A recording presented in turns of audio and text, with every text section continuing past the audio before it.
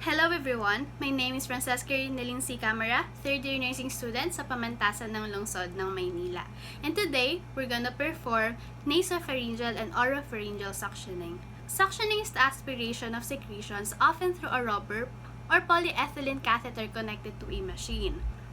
Also, suctioning helps the patient who cannot completely or successfully clear their airway through coughing or expectorating. It is also facilitated to obtain secretions for diagnostic procedures. Before we start our procedure, we have to prepare our equipment. First is the suction machine that will be used to suction the secretions from our patient. Next is the suction catheter, which is inside this envelope. Next is the sterile gloves. Next is the irrigating saline or the sterile water. Next is a large towel or a linen saver.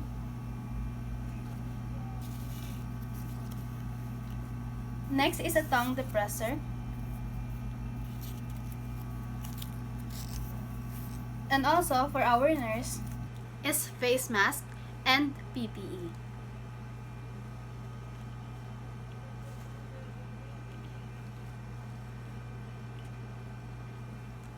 Just like any other operations, we have to confirm the doctor's order first.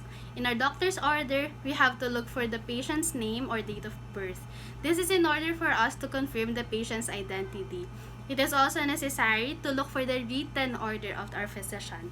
In here, it is said that there's an order for a nasopharyngeal suctioning, PRN. This is as needed.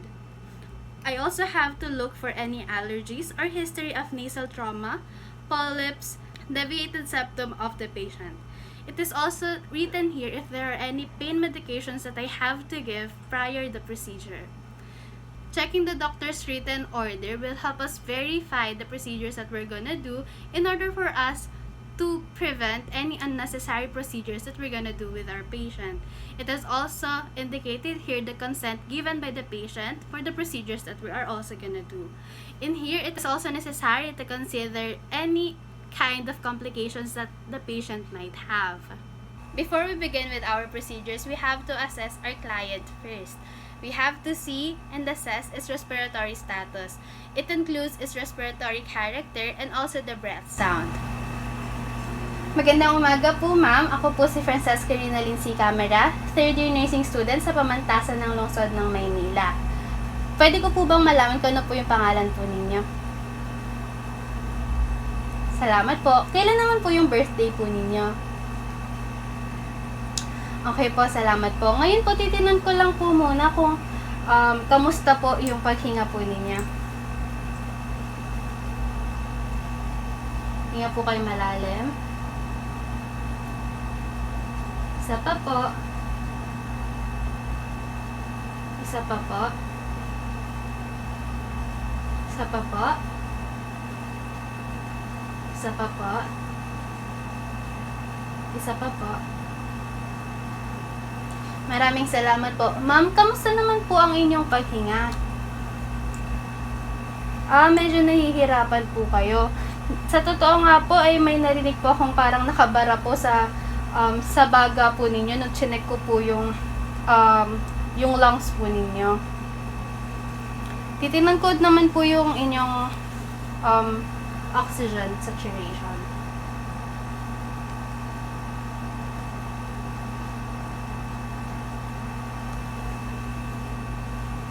Nasa 88 to 87 lang po ang inyong oxygen saturation. Medyo mababa po yun. Magpe-prepare na po ako para po ma-suction po kayo. Salamat po! While we're suctioning, we have to maintain, to see, and to monitor the heart rate, the blood pressure of our patient. Kapag bumaba ng 20 beats per minute o kaya tumaas ng 40 beats per minute ang kanilang heart rate, kailangan nating itigil ang pag-suction. Ito ay dahil ang suction ay nagkakos ng hypoxemia and also vagal stimulation. Before we start the procedures, we have to perform hand hygiene first. Hand hygiene prevents the transmission of microorganisms from the nurse to our patient. It is also necessary to prepare the materials and to arrange them accordingly. This is to prevent unnecessary movements or muscle stretching for the nurse. This will also prevent errors while you're doing the procedures. Just like the start of any procedures, kailangan natin na-explain sa pasyente kung ano yung gagawin natin sa kanya. Dahil dito, mababawasan yung anxiety niya and fear doon sa procedure na yon. And also, it will promote the cooperation of the patient. Ma'am, dahil po nakita natin kanina na medyo hirap po kayo huminga and may narinig din po tayong secretion sa lungs po ninyo, isa-suction po namin kayo. Yung suction po is mag-insert ka po ng catheter sa ilong po o sa bibig ninyo para po makuha yung secretions na yon, para po mapaginhawa natin yung paghinga ninyo. Also, para mapabuti rin po yung pakiramdam po ninyo. Kahit na unconscious yung pasyente, kailangan pa rin natin i-explain sa kanya kung ano yung gagawin.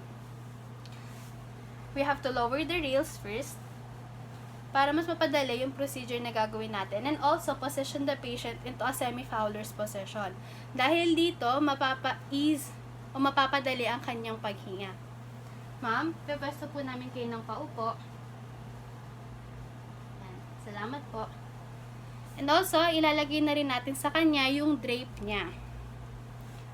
Ma'am, sabihin niyo lang po kung uncomfortable po kayo o may nararamdaman po kayong ibang sakit. Sabihin niyo lang po sa akin. Okay po. Salamat po. Before we start, kailangan nating ihanda yung ating sterile solution and ating sterile container. Itong sterile solution natin na to will help para ma-lubricate ang ating catheter para mabawasan o ma-minimize natin yung sakit pag pinasok natin yung catheter sa patient. This will serve as our lubricant. And we're gonna perform our surgical gloving.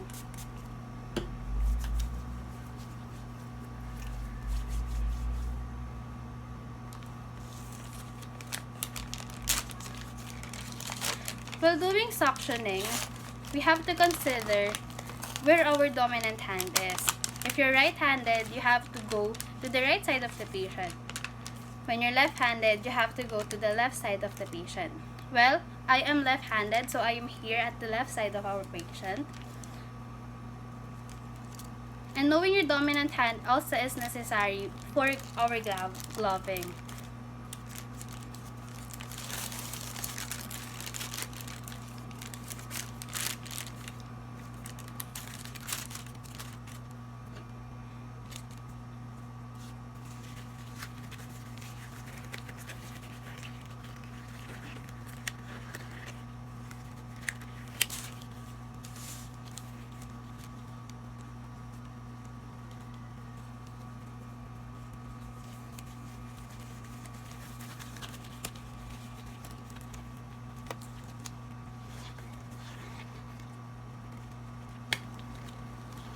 For our gloving, kailangan nating i-reserve yung dominant hand natin. For me, the left one, para dun yung ating sterile hand.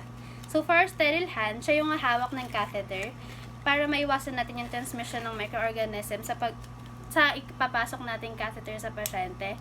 And yung non-dominant hand naman, that will be our dirty hand. And for our dirty hand, siya naman yung hawak ng suction port.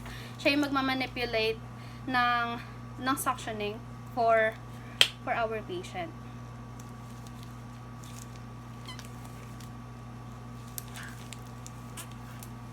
So now we're gonna open our right hand, our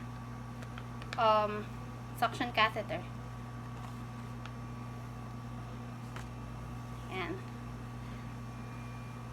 we're gonna hold our suction catheter, the suction port in your non-dominant hand, and the catheter in your sterile dominant hand. And we're gonna insert it to the patient, and dapat talaga sterile siya to prevent the transmission of microorganisms, lalo na ipapasok natin siya inside our patient. So this should be connected to the suction tube. And before this, we have to lubricate our catheter first, 3 to 4 centimeters, to help the patient when inserting it to them.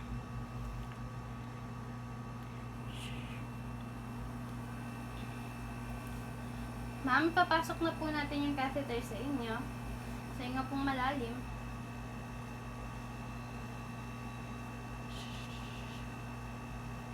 We have to twist it while we're removing it, or rotate it between our fingers.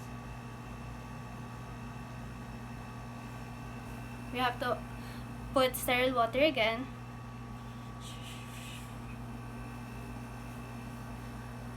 Ma'am, your secretion is thick and whitey po, so we're gonna perform the nasopharyngeal again. We have to encourage our patient to cough, and we have to maintain the 20 to 30 seconds interval before the suctioning. Ma'am, upo po kayo. Okay po, salamat po. So, isa pa po.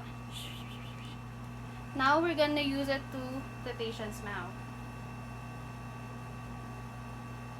So, at the side of their mouth.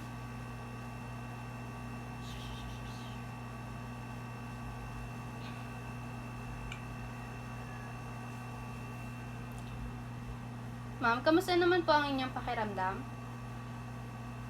Medyo bumuti naman po kesa kanina. Okay po. We have to disconnect our cough. We have to disconnect it with our non-dominant hand. Disconnect. And then dispose our materials. After this, we have to check for our patient. Before that, we have to perform oral hygiene. This is because baka may mga naiwan pa na secretions sa kanilang mouth.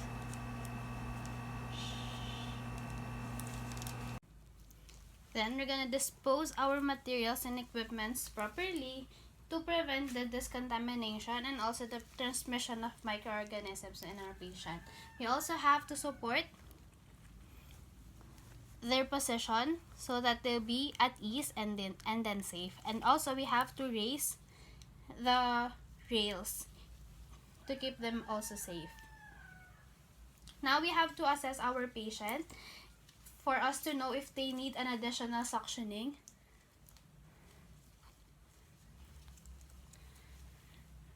Mami nga po kayo malalim. Isa pa po. Isa pa po. Isa pa po. Isa pa po.